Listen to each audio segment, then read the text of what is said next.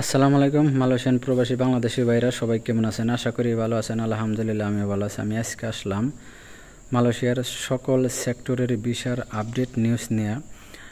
কয়েক ভাই কমেন্টে লিখেছে, জানতে চেয়েছে ভাই মালয়েশিয়া সকল সেক্টরের ভিসা কবে খুলবে, এবং কি এক ভাই অলরেডি লিখেছে ভাই আমার দালাল বলছে পাসপোর্ট জমা দিতে বা কিছু টাকা দিতে, সাথে অলরেডি তাকে মালয়েশিয়া ফার্নিচার কোম্পানিতে বা ফার্নিচার ফ্যাক্টরির কাজে মালয়েশিয়া অলরেডি তাকে পাঠিয়ে দেব। তবে এই কথাটা কতটুকু সত্য এইভাবেই ভাই জানতে চেয়েছে।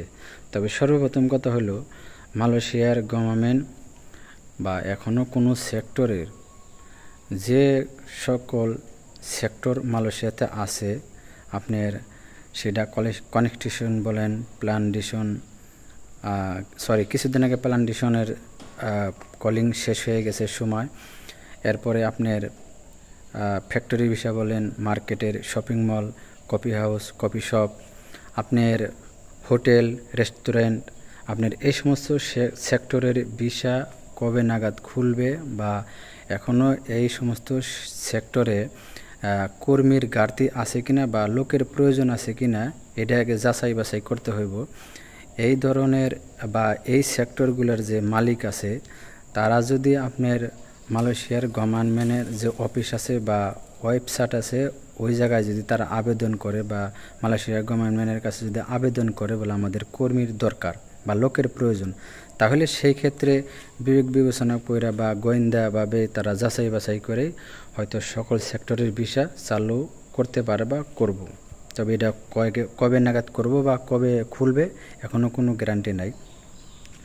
তবে আরেক ভাই বলছে ভাই তার দালাল বলছে টাকা পাসপোর্টের সাথে কিছু টাকা জমা দেবার লেগে তাকে অলরেডি বলেছে মালয়েশিয়া ফার্নিচার ফ্যাক্টরির কাজের বিষয় পাঠাইব। তবে একটা কথাই বলবো ভাই, আপনি কমেন্টটা করে ভালো করেছেন বা আপনার মতো এমন অনেক আছে হয়তো এমন চক্রান্তর শিকারের মধ্যে পড়ার ফাঁদে আছে বা অনেক দালাল চক্র আছে, এইভাবে আপনাদেরকে চক্রান্ত করে ফাঁদে ফালিয়ে টাকা হাতিয়ে নেওয়ার জন্য তারা ফোন দিয়ে বসে আছে বা তাদের চিন্তা ভাবনা অন্যটা। তবে এই ধরনের কথাবার্তা বলে তারা কোন ধরনের মানুষ এটাই বুঝতে পারলাম না। আমরা মুসলমান হইয়া একটা হালাল হারাম বাঁচার কোনো সিদ্ধান্তই তারা চিন্তা করে না। কারণ কিসের জন্য? এখন বর্তমান মালয়েশিয়াতে কোনো সেক্টরের কর্মীর ঘাটতি নেই বা লোকের কোনো ঘাটতি নেই। আগেই যারা আসছে, যাদের পাঠাইছে এই সমস্ত দালালরা, তারাই তো এখনও বালালে কাজ পায় নাই এখন পর্যন্ত। 2024-এ যারা আসছে এখন পর্যন্ত অনেক লোক আছে তারা কাজ পায় নাই বা এমনও রেকর্ড হয়ে গেছে মালয়েশিয়া থেকে নতুন কলিং বেশি আসছে 2024-এ যারা আসছে কাজ না পায়া তারা দেশে ব্যাক করে চলে গেছে। আর এখনও ভিসার কলিং খোলার কোনো সিদ্ধান্ত হয় নাই বা খবরই নাই, অথচ দালালরা বলবার লাগছে পাসপোর্ট টাকা পয়সা জমা দাও, আমরা তোমাদেরকে মালয়েশিয়া পাঠিয়ে দেবো। মালয়েশিয়াটা তার হাতের বা দালালের, এখন কি আর বলবো, দালালের বাড়ির হাতের মোয়া তার স্ত্রী বানিয়ে রাখছে, আপনাদের হাতে ধরিয়ে দেবো আর কি বলবো। আর যাই হোক ভাই,